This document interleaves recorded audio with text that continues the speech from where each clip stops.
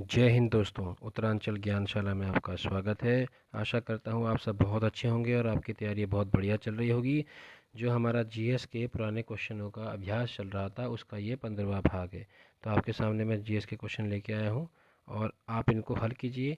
देखिए आपको इनमें से कितने क्वेश्चन आते हैं। आपके सामने 139वां प्रश्न है, क्योंकि हमारे अभी तक 138 प्रश्न हो चुके हैं। अगर आपने नहीं देखा तब देख लीजिएगा, पूरी प्लेलिस्ट बनी हुई है। ठीक है, तो आपके सामने पहला प्रश्न है संविधान दिवस का।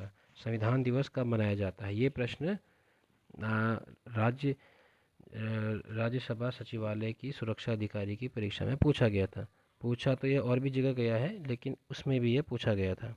ठीक है, तो आप इस चीज़ को ये मनाया जाता है 26 नवंबर को मनाया जाता है। अब क्यों मनाया जाता है ये आपको पता ही, क्योंकि 26 नवंबर 1939 को आपका संविधान बन के तैयार हुआ था। ठीक है ना, वो अपनाया गया था उस दिन। ठीक है, तो आपको ये ध्यान रखना है।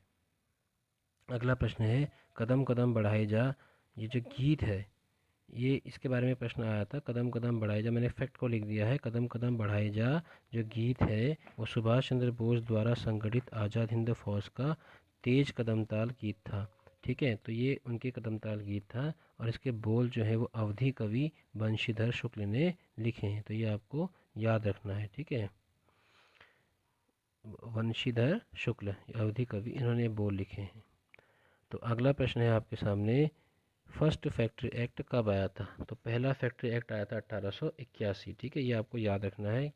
इससे संबंधित कुछ फैक्ट है आपके सामने। देखिए 1875 में कमेटी का गठन किया गया था। उस समय मजदूरों की दशा बहुत ख़राब थी, उसको वो करने के लिए। तो आपको इस चीज़ का ध्यान रखना है कि जो उस समय कंडीशंस थी फैक्ट्रीज़ की, वर्कर्स की बड़ी ख़राब थी, उसको लेकर ये कमेटी बनी थी। तो जो फर्स्ट फैक्ट्री एक्ट हुआ था वो 1881 में इनेक्ट हुआ था। किसके शासनकाल में? रिपन के शासनकाल में। तो ये आपको ध्यान रखना है। ठीक है, चलिए अगला प्रश्न आपके सामने है, विश्व की पहली महिला कौन सी है जिसको 2 बार बुकर पुरस्कार मिला हुआ है? ठीक है, तो वो है हिलेरी मेंटल। ठीक है, तो आप इसको ऐसे याद रख सकते हैं। इतना किताबों में इतना वो घुसी रहती थी कि वो मेंटल हो गई, और इसलिए उसको उसने इतनी बेहतरीन किताबें लिख दी कि उसे बुकर पुरस्कार मिल गया। ठीक है, ऐसे निमोनिक बना के आप याद रख सकते हैं। तो ये प्रश्न एग्जाम में पूछा गया है। इसके अलावा अब प्रश्न उठता है कि कितने भारतीय ऐसे हैं जिनको बुकर पुरस्कार मिल चुका है? देखिए अभी यूके ट्रिपल एस समूह गो की जो कनिष्ठ सहायक और वीडियो परीक्षा हुई थी, उसमें एक प्रश्न ये पूछा गया था कि हम कितनी मिस वर्ल्ड या मिस यूनिवर्स बन चुकी हैं भारत की तरफ से। तो कितनी महिलाएं जो है मिस यूनिवर्स था या मिस वर्ल्ड का खिताब जीत चुकी हैं भारतीय मूल की भारतीय महिलाएं। तो ऐसे कभी कभी प्रश्न बन जाते हैं। तो वैसे ये प्रश्न इंपॉर्टेंट, क्योंकि पुरस्कार को लेकर ऐसे प्रश्न बनते हैं। तो ये था कि कितने भारतीयों को ये पुरस्कार मिल चुका है। तो सबसे पहले 1981 में सलमान रुश्दी को मिला था उनकी किताब मिडनाइट चिल्ड्रन के लिए। ठीक है, उसके बाद 1997 में अरुंधति रॉय को मिला था the God of small things के लिए। ठीक है ना, तो ये आपको याद रखना है। इसके बाद 2006 में ये मिला था किरण देसाई को द इनहेरिटेंस ऑफ लॉस के लिए। उसके बाद 2008 में ये अरविंद अडिगा को लेटेस्ट मिला था द वाइट टाइगर के लिए। ठीक है, अच्छा इसमें एक चीज़ और आती है कि जो एक एक पंक्ति और इम्पोर्टेंट है। एक बार ये प्रश्न भी पूछा जा चुका है। प्रश्न ये था कि भारतीय मूल के, यहाँ पर पूछा गया था भारतीय मूल के, वो भारत में रहते हो ना रहते हो अलग बात है, लेकिन भारतीय मूल के। तो भारतीय मूल के प्रथम विजेता कौन थे?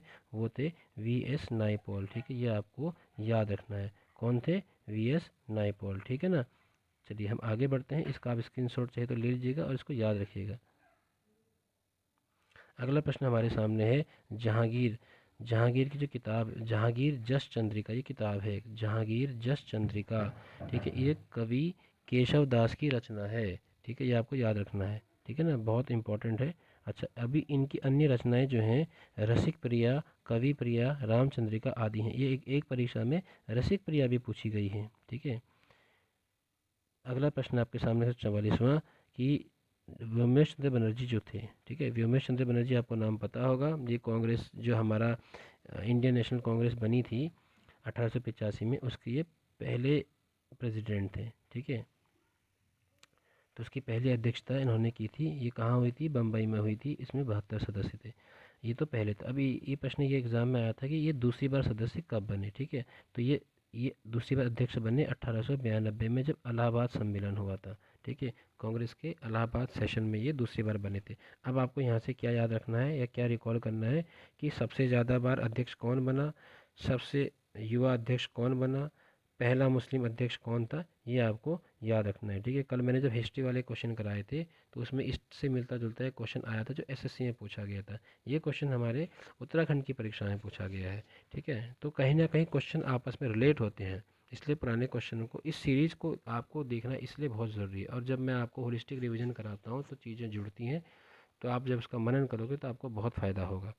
चलिए आगे बढ़ते हैं। अगला प्रश्न है फिक की FICCI क्या होता है? ये federation of Indian chambers of commerce and industry, इसका स्थापना कब हुई थी? हिंदी में अगर देखेंगे तो भारतीय वाणिज्य एवं उद्योग महासंघ। ठीक है, इसकी स्थापना 1927 में हुई थी। ठीक है, इसके बारे में थोड़ा सा फैक्ट देख लेते हैं। ये देखिए, तो इसकी स्थापना महात्मा गांधी की सलाह पर घनश्याम दास बिरला एवं पुरुषोत्तम दास ठाकुर द्वारा की गई थी। ठीक है, इसका मुख्यालय नई दिल्ली में है। ठीक है, ये भारतीय निजी और सार्वजनिक कॉरपोरेट क्षेत्रों और बहुराष्ट्रीय कंपनियों के सदस्यों की सेवा करता है, उनको कहीं ना कहीं किस्म से उनके लिए कार्यरत है।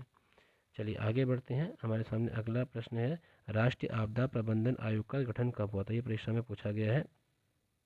तो ये नेशनल डिजास्टर मैनेजमेंट अथॉरिटी जो है उसका गठन हुआ था 2006 में। किसके द्वारा? डिजास्टर मैनेजमेंट एक्ट 2005 के द्वारा। डिजास्टर मैनेजमेंट यानी कि राष्ट्रीय आपदा प्रबंधन, जो आपदा प्रबंधन है। ठीक है, अच्छा आप देखिए, जो नेशनल लेवल पे जो होता है, जो ये नेशनल डिजास्टर मैनेजमेंट अथॉरिटी होती है, NDMA होती है, उसको हेड कौन करता है? उसको हेड करते हैं प्रधानमंत्री। ठीक है, जो राज्य स्तर पे होते हैं, जो राज्य स्तर पे होती है उसको हेड करते हैं CM। ठीक है, और जो डिस्ट्रिक्ट डिजास्टर मैनेजमेंट अथॉरिटी होती है उसको करते हैं DM। ठीक है, तो 3 हो गई। आपके सेंट्रल लेवल पे जो होती है नेशनल डिजास्टर मैनेजमेंट अथॉरिटी, राष्ट्रीय आपदा प्रबंधन आयोग, उसको PM करते हैं। जो राज्य वाला होता है उसको CM करते हैं, और जो जिला वाला होता है उसको जिलाधिकारी डिस्ट्रिक्ट मजिस्ट्रेट करते हैं। ठीक है, तो आपको ये याद रखना है। ठीक है, चलिए अगला आगे बढ़ते हैं। गौतम बुद्ध ने कुशीनगर में अपना अंतिम संदेश किसे दिया? ठीक है, ये बहुत इंपॉर्टेंट क्वेश्चन है। ये दिया था सुभद्र को। ठीक है, ये आपको याद रखना है। ठीक है ना, इसको लेकर कई जगह और अन्य उत्तर भी दिए गए हैं, लेकिन ये प्रमाणिक है क्योंकि NCERT से लिया गया है, और फिलहाल हम NCERT को ही प्रमाणिक मान के चलते हैं। ठीक है, तो इसके पीछे की कहानी भी है, ये थोड़ा सा एक्सप्लेनेशन है कि गौतम बुद्ध जब बिल्कुल मृत्युशैया पे होते हैं, आप ये एक्सप्लेनेशन पढ़ लीजिएगा, बाकी मैं आपको बताता हूँ। जब मृत्युशैया पे होते हैं तो जो ये सुभद्र होता है ये आता है उनसे मिलने के लिए, और ये भी काफ़ी ज्ञानी होता है, मतलब ये भी निर्वाण प्राप्ति की कगार पे जैसा होता है। तो ये रो रहा होता है बाहर बैठ के, मिलने आता है, लेकिन उनके जाने के गम में रो रहा होता है कि चले जाएंगे फिर हमारा मार्गदर्शन कौन करेगा। तो आनंद जो उनके सबसे प्रिय शिष्य थे वो बैठे होते हैं, वो आनंद से पूछते हैं कि कौन रो रहा है, वो बताते हैं कि सुभद्र आया। तो बोले उसको अंदर बुलाओ। वो आता है, कहता है आप चले जाओगे तो हमें हमारा मार्गदर्शन कौन करेगा? तो गौतम बुद्ध उनसे कहते हैं कि हमारे कहीं मार्गदर्शन के लिए कहीं जाने की ज़रूरत नहीं है, ज्ञान हमारे भीतर है।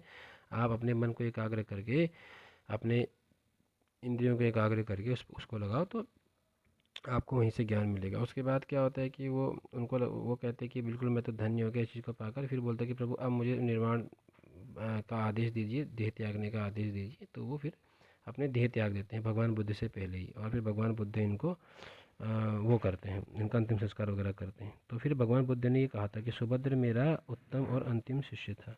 ठीक है, ये लिखा भी है ना, तथागत ने तब सुभद्र का अंतिम संस्कार करने का आदेश दिया। ठीक है, तो ये इसके पीछे की कहानी है, तो ये आपको याद रखना है। तो आपका अगला प्रश्न है, चांदी का सिक्का टंका किसने जारी किया था? देखिए टंका की बात कर रहा है, तो ये किया था इल्तुतमिश ने। ठीक है, इल्तुतमिश ने क्या किया था, इसने शुद्ध अरबी सिक्के जारी किए। तो इसने तांबे का जीतल जारी किया था। ठीक है, और आपका ये चांदी का टंका जारी किया था। ये आपको बहुत इंपॉर्टेंट है, याद रखना है, कंफ्यूज नहीं होना है, पूरा क्लियर मैंने आपके सामने रखा हुआ है। शुद्ध अरबी सिक्के जारी किए 2 किस्म के, तांबे का किया जीतल, चांदी का किया टंका। टंका नाम वाला इसका है।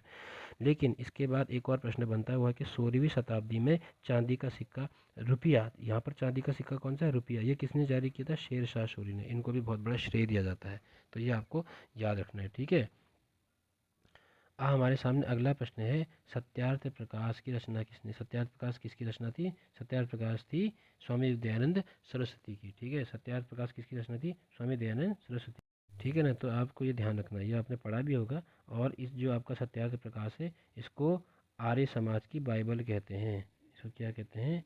आर्य समाज की बाइबल कहते हैं, ठीक है। हिंदी भाषा में ये लिखी गई थी। लिखी किसने थी? महर्षि दयानंद सरस्वती ने, ठीक है ना। तो आपको ये ध्यान रखना है। चलिए आगे। अब आपको स्वामी दयानंद सरस्वती के बारे में थोड़ा सा वापस रिकॉल करना है, पढ़ना है, ठीक है। तो उत्तरांचल ज्ञानशाला द्वारा प्रस्तुत इतने ही प्रश्न थे, ये आपके सामने है। आप देखिए इनमें से कितने क्वेश्चन आपको आते हैं। आज के लिए इतना ही। धन्यवाद। जय